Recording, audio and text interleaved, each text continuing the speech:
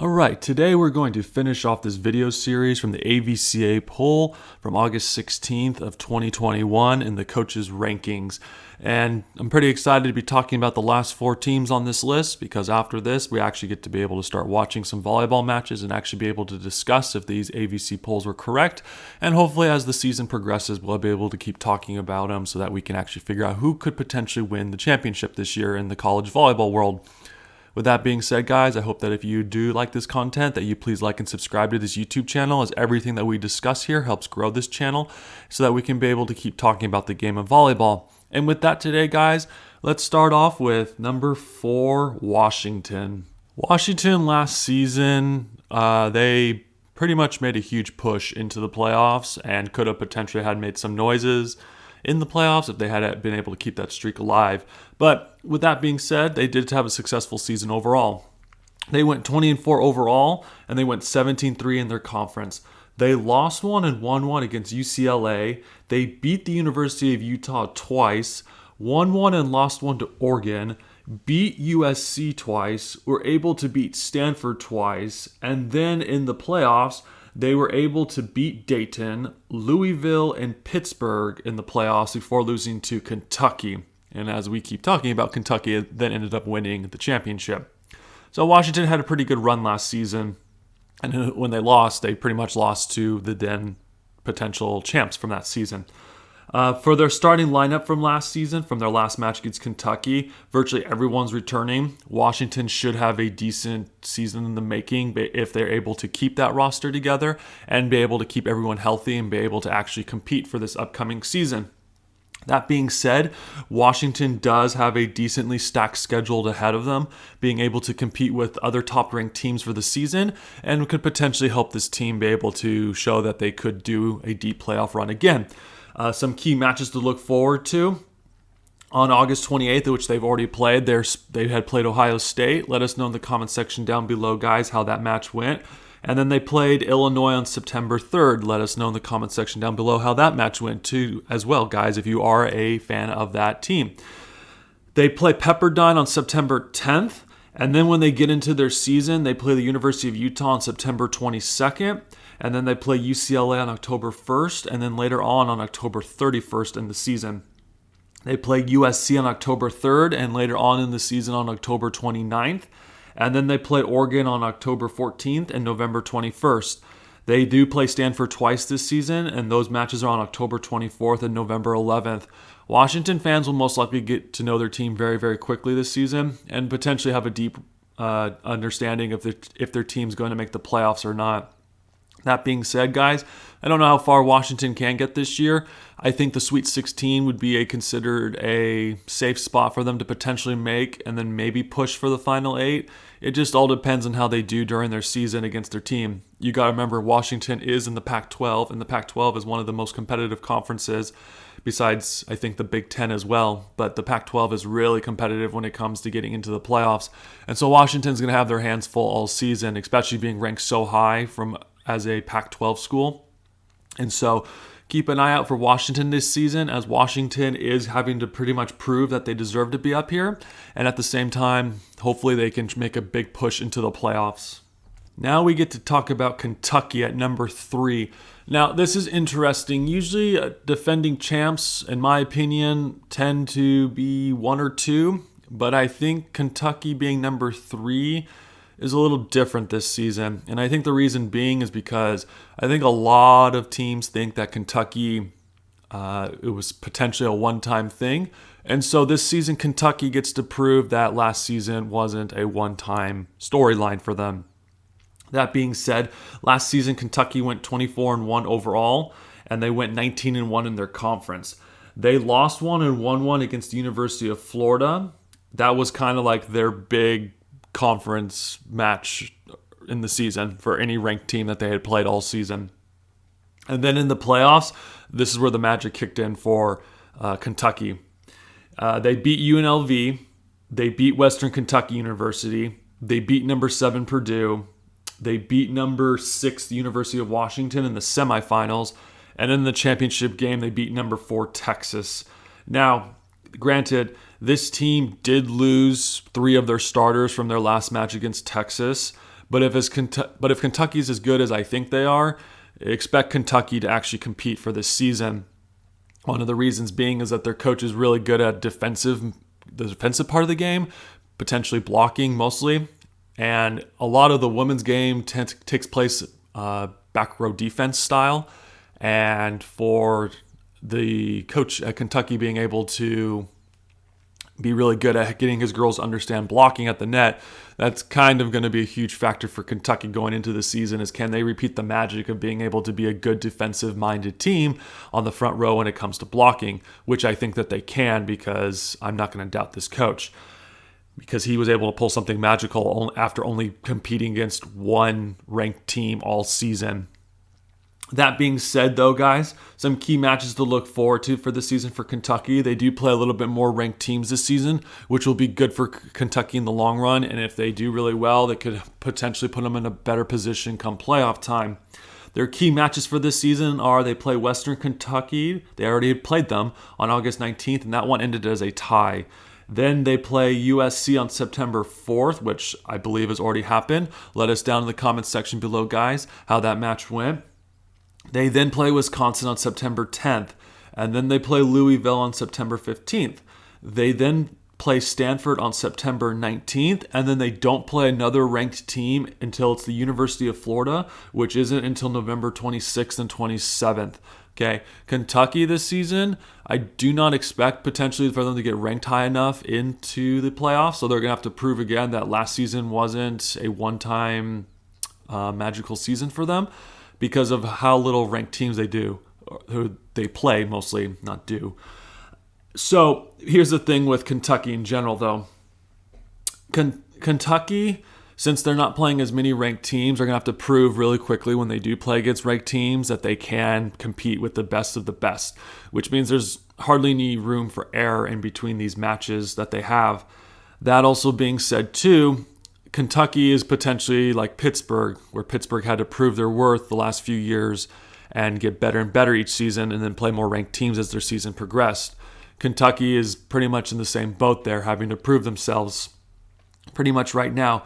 But I do expect Kentucky to compete a little bit, mostly because of their coaching and the fact that you can't dismiss the fact that if you have a good blocking team on the net at the women's level, that you're going to be able to compete in general, because it just means that the team defensively is very, very sound. So keep an eye out for Kentucky this season, as I think Kentucky is going to be a potential underdog coming into this season.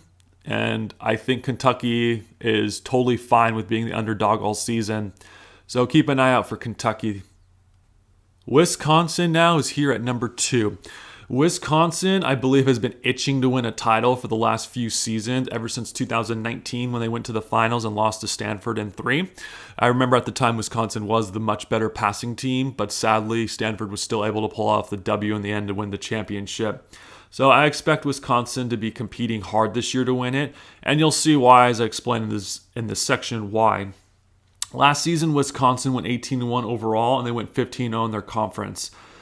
During their season, they beat number 13 Purdue twice. They beat Illinois twice last season.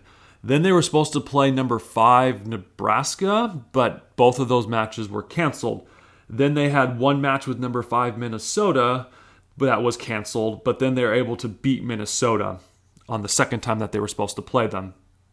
Then both matches against number 9 Penn State were canceled. And then they beat number 24 Michigan twice. Then in the playoffs, they beat Weber State, BYU, and Florida before losing to Texas. Now, I had mentioned a little bit earlier that they are probably pushing to win it all this season. This is why, okay? This season, they have their entire starting lineup returning, okay? And this is a very well-experienced team. A lot of veterans have done well in the playoffs. They've been to the finals. Some of these players have. And so they're most likely itching to win it all. One of the biggest things, too, is that with their starting lineup, most of them are seniors or seniors who are in their 5th year going to graduate school at this time. So Wisconsin's making one last push potentially to win it all.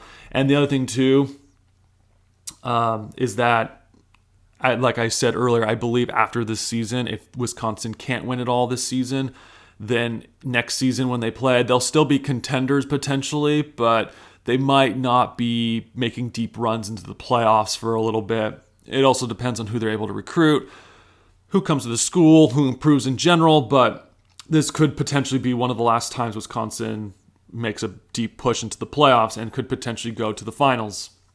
Now, some key matches to look out for. They've already played number 10 Baylor on August 28th. Let us know in the comments section down below, guys, how that match went. They play number 3 Kentucky, the defending champs, on September 10th. That should be a very fun match to watch to see how Wisconsin can do against Kentucky. They also play against number 7 Minnesota. They play them on November 1st and October 1st and November 21st. And then they play Illinois on October 3rd and October 9th. They then play number 11 Ohio State on October 22nd. They play number 12 Penn State on October 3rd. And then this season they're going to play Nebraska twice, who's ranked number 5. And those matches are on October 27th and November 28th. Finally, they play number 8 Purdue on October 31st and November 12th. Keep an eye out for Wisconsin this season. I believe it's Dana Rettke. Dana Rettke, pretty good middle blocker for Wisconsin. I expect her to have a really good season if Wisconsin's this great passing team, like I still believe that they are. Okay, and since it's Dana Rettke's final season, I can almost guarantee you she is hungry to win a championship this year. She got so close her sophomore season, I believe it was, or maybe it was her junior. I don't remember what season it was fully when she was in the finals with Stanford, but she is pretty hungry, most likely, to win it all. She's been there and she's done that, and it's her last chance to potentially win it. Dana Rettke is going to be a huge key component for Wisconsin this coming season. If they can get her involved in the offense the entire time, expect Wisconsin to continue to compete this season. If she's not involved as much, that's going to be a problem for Wisconsin, as Dana Rettke is probably the most experienced girl on this roster for Wisconsin. But I would still keep an eye out for Wisconsin in general, because Wisconsin is a really fun team to watch play. And that being said, guys, I think Wisconsin could go to the finals again this year, depending on where they get ranked. And I say that with a lot of teams, but I also want to start watching more film to get a better understanding of where these teams are, so that come playoff time, I can actually make a more clear prediction. But Wisconsin does have one of the most experienced rosters, besides the next team who we're going to talk about, who is Texas. Finally, number 1 on this list is Texas, like I had just mentioned. Texas last season went 27-2 overall. They went 16-0 in their conference. Last season, they played Baylor 4 times, and they beat Baylor all 4 times. The first 2 times, it went to 5 sets. The second 2 times, it went to 4 sets. Then in their season, they lost to Rice. They lost to Rice. Rice, they lost to in 5. Okay, so Rice, pretty good contending team. And then in the playoffs, they beat Wright State, Penn State, Nebraska. They beat Wisconsin, and then they lost to Kentucky in the finals. Now, Texas this season does have their entire starting lineup returning from last season. And this girls' team is a pretty well-experienced, pretty well-seasoned team in general. And this is probably one reason why they're number 1, is that they're still so young. Even if they don't win it all this season, you can expect Texas to maybe make one more push with this team, because at the end of the season, even if they lose their 2 seniors, they still have all their returning juniors from this year who would then be seniors in 2022, I believe. So, but the other thing too is if their seniors decide to return for a 5th season because they're going to graduate school, then you can expect Texas to make even a better push for the finals that coming year. But we're talking about this year in 2021 and in general, and they're still a pretty young team and very well experienced and most likely hungry to win it all this season. Some key matches to watch from them this season. 2 of these matches have already happened, maybe even potentially 3 by the time this video gets posted and recorded. They play against San Diego on October 27th, Minnesota on September 1st. If you guys know the result of those matches, please comment in the section down below. By the time this video gets posted, they will have already played Stanford on September 5th, so hopefully we can get talking about that match very, very soon. They then play Notre Dame on September 12th. They play Rice on September 22nd. Now, this one I would want to watch potentially just to get a better understanding of who this school is in general, but they play Texas Christian University on October 14th and October 15th. In the past, TCU has been a decent team, as I have mentioned in the past, and so I'm curious to know how TCU plays against a ranked team like Texas, because that will give me a better understanding if TCU makes the playoffs, if TCU is a threat to any team, and if Texas can't beat TCU, what does that mean for Texas's future come playoff time? And finally, Texas plays Baylor on November 5th and November 6th. In general, guys, Texas is apparently the cleared favorite, as in these rankings currently right now, from August 16th of 2021. A lot of teams think that Texas is going to be the number one team to win it all this season. Who knows at this point with Texas, okay? Texas is potentially a clear favorite, in my opinion, as well, based off the fact that their entire starting lineup has returned. They do really well in their conference last season, they did really well in their conference last season. And the other thing, too, is Texas is just, it's the Texas Longhorns. There have been years in the past where Texas makes deep pushes into the playoffs and does really well. I think there was also one year in the early 2000s that Texas won it all. You can never count Texas out, okay? Texas is a really good program school, and it wouldn't surprise me at all if Texas could win it this season. They have the experience, but we need to also start watching these game films to get a better understanding of these teams and be able to understand who they are in general. But that's it for today's guys. That's it for today's film, guys. And with that being said, I hope you enjoyed this video and to be able to understand some of these teams going into this season. The next couple of videos we're going to start posting here on this YouTube channel, or we're going to start breaking down the volleyball matches and discuss things that are being shown during those matches that players are revealing. Are teams ranked too high or teams ranked too low? Who knows, guys? Please like and subscribe to this YouTube channel if you've enjoyed this content, as every like and subscription help grows this channel. And with that being said, guys, thank you for listening, and until then, guys, let's keep talking about the game of volleyball.